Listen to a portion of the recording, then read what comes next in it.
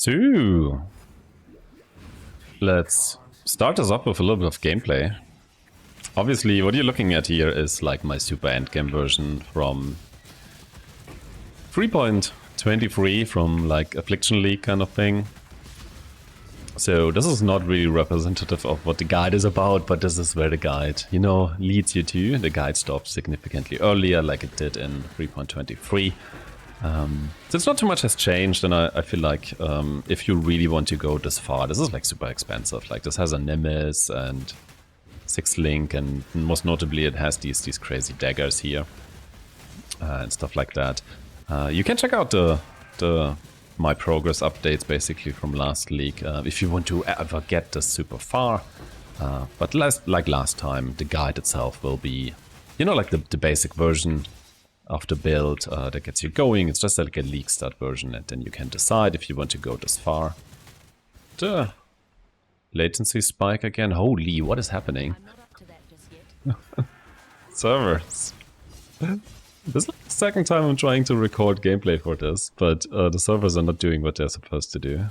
Like seriously, how is this so bad recently? God damn it. Okay, fine. I guess we're just gonna go to the POB then. Here we are in the POB thing, and yeah, I mean you can check out. I'll link you some videos from last league about yeah, where you can check out how the gameplay looks, and there's also progression in there, right? So you see like earlier versions, and you can see this super endgame version, even with Affliction on top of it. Instead of me trying to like record while the servers are so wonky. I really hope they fix it until next league. But that's not what this is about. It's not a server video. It's about Ethereal knives of lingering blades, actually. I also link you the guide from last league. I do not want to re-record that one. That's like a huge waste of time because nothing too substantial has changed. The only thing you need to really keep in mind if you're looking at the 3 like the Affliction content at the very start or before that, we assumed or we didn't know that we needed to use lingering blades. We didn't know that they somehow changed this, so yeah, we assumed that it works with normal EK works with returning projectiles, and that was yeah, was not true. That turned out to be false, and there was also some other issues during league start where Poisonous Concoction didn't work, and this was bugged, so that was a very confusing time, but we figured it out, and still turned out to be a really cool build, and yeah, I had tons of fun with it. I managed to do 38 of the, how they called, the challenges easily. I could have done the 40 challenges because what's left is like getting to level 100, which I just didn't do. It was like 2 levels missing, and I had to buy like a beachhead or something. So it was super easy. It was a lot of fun. It was a great mapper. And I took it really far with like super fancy crafted daggers and a Nimbus, and I own a Mage Blood now, and I didn't get it from Affliction actually, just from normal mechanics. I did very little actual Affliction farming because I didn't like it. So one of my definitely all-time favorite builds, and I can highly recommend to play it, even though it's not as powerful as we expected it to be with the start of Affliction. It probably has half the power and needs way more investment, but I still really enjoyed it. But yeah, that's the main difference. Please keep in mind that Lingering Blades is the version of EK you need to use. I've seen some people just play with the normal one, and there's also always comes up like, oh yeah, the normal one is also returning, but that's just not true. It only returns if it like hits a wall or something like that. So yeah, this is a huge discussion, but trust me, it doesn't work without the Lingering Blades one. Then you can obviously play a version without returning, but that's kind of dumb. That's kind of weird. So the guide itself, what I updated to is I didn't add more phases to it. It still ends at like the phase 4, and we can quickly go to phase 4. Like always, you need to change the phases everywhere for this to be useful, right? And yeah, it ends still without the fancy daggers. This is like the version it ends up with. It says like 5 million DPS there. It has enough. It's enough to play. And then if you want to go further, I put you can either have a look at my progression during Affliction. There you see like endgame versions I built. You can check out PoE Ninja. You can check out Rutu's original PoB, which again, just to be clear, this is based on Rutu's. initial guide or initial POBs for Ethereal Knives. I didn't like come up with that. I just made like a more, hopefully more accessible guide out of this whole thing. With the patch notes in mind, I had to do some adjustments here, basically, namely regarding resistances, and most notably during phase 3, actually, even on the EK swap one here. Here the bismuth flask here changed, right? That initially was not 16% additional elemental resistance, was way more. And with all the flask effect, that amounts to a lot of resistance. So this is 16 now, so I had to add resistance here. The fire resistance was not there beforehand. It's still not an insane item to do, right? It's like live, ideally live region, which isn't entirely required, but pretty nice. And resistance, so kind of a free mod item. You can probably create this around when you want to swap to Ethereal Knives, and then there's the craft. So it doesn't turn it into an insane item. And the same thing here, like having a live double resist item, and then maybe you just skip the life regeneration if you can't get it, and having a craft is also still not an insane item, but yeah, there's more resistance requirements now. Before there was basically nothing. That was crazy. And you just didn't need anything on your gear during the initial swap. And then for phase 3, the items are still the same. So I tried to really hard to keep them as affordable as possible, like they were before. So they're like still free mod items. But I had to get a resistance somewhere, and the smartest, maybe, I don't know, I hope it's somewhat smart, way I came up with. This Topaz Flask had cast speed before.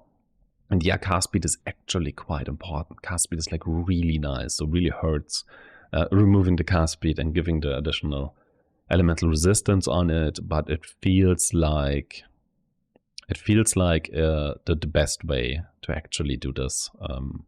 Is still basically doing that. I feel like, other than that, I mean, if you can somehow manage to not need this on your flask, and you somehow get it on your gear, the resistance, or some other way, then taking the cast speed would obviously be absolutely perfect. Obviously this is overcapped now, but this is still with like a Lyra set, so you basically would change it here in phase 3 to bandits, and that would mean like this one here, like to kill all, and then your resistance is like barely capped with some with that flask here, basically. But if you can manage, then don't do that. Other than that, I obviously reworked the entire node section. That's like the heart of this whole thing, and why I believe it's somewhat useful. It has like 2 different leveling things. There's like a huge leveling section. If I scroll through it, like there's basically your mule. There is, do you want to level with this or with galvanic arrow first for or splitting steel for 1 to 12, and then there is like act by act, like what are you adding? Why you're adding is there's notes for each act. You should really go through them and read them. I cannot force you to do that, but even around there's regarding gem pressure, there are notes regarding poison, like chance to poison, transfigured gem stuff, right? You need lingering blades now, that's now fixed. All the affliction stuff is out. You know, all these about the ascendancies is no longer in the notes. They're significantly better there. There's something regarding mechanics, pantheons, and bandit choices, obviously, the swapping. And then each phase of the build, right, has like completely notes in there. And some of them I believe are really good, or at least to me they are really good, because that's exactly how I built there. And there's sections regarding attributes, right? How much attributes do you get, where and when? There is for example, for the swap, there's huge amount of notes here on how to exactly do that, how to set it up that you have like 0 requirements on your attributes, making that really cool. The entire Flask stuff, should even be rare crafting advice in here for all the rare pieces. Same for phase 3. Phase 4 is a bit shorter because that's just like spending a little bit more money, and already there it's really about, hey, do you even want to go to phase 4, right? There's always an option to stop in phase 3, stop investing, farm a bit with the character and build something way more expensive. That's like, I don't know, it's like a huge advice I can always give. It's like you do not have to invest forever into a specific build. It can just be as strong as it is at that moment. If that's enough for you, what you want to do at that moment, and that's fine. You can leave it there and stop investing, save money for something else, play a new build.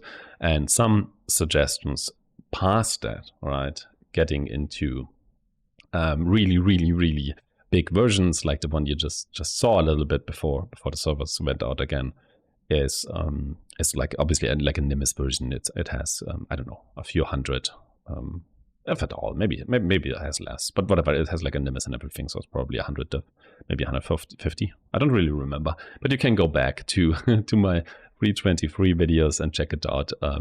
There, especially later ones like the Endgame update and everything, they are all still super useful for the next league, because not much changed, honestly. Like, it's the resistance stuff changed, sure, but that's fine. You just have to take that into account. You have less resistance and you have max res now instead of the less damage taken thing. And I believe my very endgame version also used the Flask craft that reduces mana but during effect. That one is gone. You have to, fix your mana a bit different there. The same with might even use reduced mana cost jewels there. So you might have to check that out. But and that this is reworked. Just get the new thing. Again, here is the version, and here is a link to the Google Doc. The same thing is in the description. Like the POB is in the Google Doc. You can check it out there, and then this will be updated whenever I have new information, or maybe somebody finds a mistake or whatever. Then you can just grab the new version there, so you don't have to click on the video multiple times, and that should be fine. Okay, cool. Yeah, I hope you have a really good league start, and I can highly recommend this. I think it's really good. It's not the best build in the world or anything, but it was very fun for me to play. And I hope it's also really fun for you, and you have a good time using this. Okay, bye.